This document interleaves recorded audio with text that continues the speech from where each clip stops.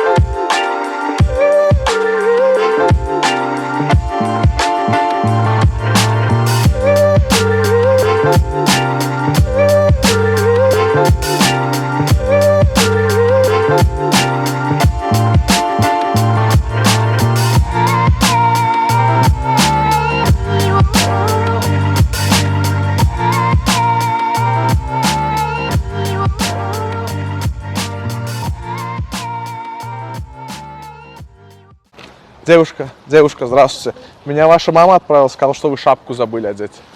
Зимой нужно в шапке ходить. Моя мама? Да, ваша мама отправила, говорит, вы шапку забыли. Все, будьте здоровы.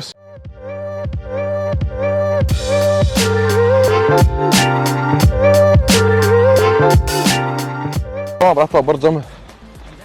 Eceň uratdylar şapkany giymen çykaýdypsyň diýýärdi. Hoppala. O tak вот. Eceň şapka giymeli diýse giymeliler.